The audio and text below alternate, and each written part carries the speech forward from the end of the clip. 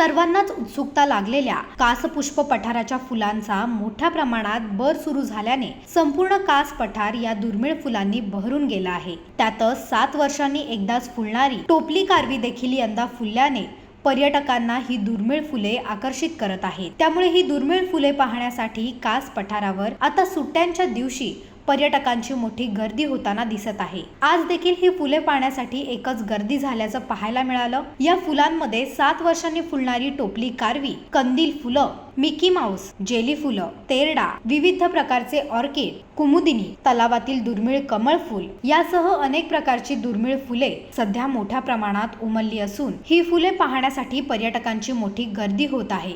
म्हणूनच अनेक वर्षांपूर्वी युनेस्को या जागतिक संस्थेने देखील कास पुष्प पठाराला जागतिक पुष्प पठार म्हणून घोषित केले आहे। सध्या ही फुले पाहण्यासाठी येणाऱ्या प्रत्येक व्यक्तीला 150 रुपये इतकी तिकीट कास वन समितीच्या वतीने ठेवण्यात आले आहे। तर येणाऱ्या प्रत्येक पर्यटकांना ऑनलाईन पद्धतीने बुकिंग करूनच येथे यावे लागत आहे। सध्या दररोज हजारो पर्यटक या वारसा स्थळाला भेट देऊन ही दुर्मिळ फुले पाहत आहेत। यामध्ये राज्यासह परराज्यातील देखील अनेक पर्यटक या ठिकाणी फुले पाहायला आलेली दिसत असून या फुलांचा बहर आता मोठ्या प्रमाणात वाढल्याने पर्यटकांची गर्दी देखील वाढू लागली आहे।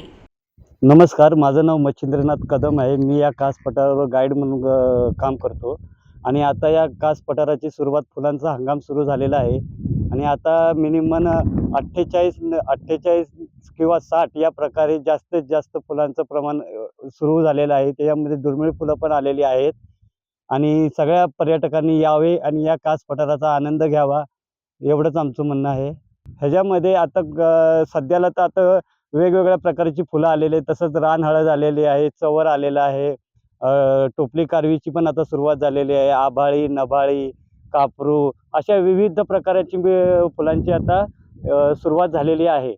तसेच प्रकारे जे दुर्मिळ फुलं आहेत त्यांना पण आता सुरुवात झालेली आहे, दुर्मिळ फुलांनाही।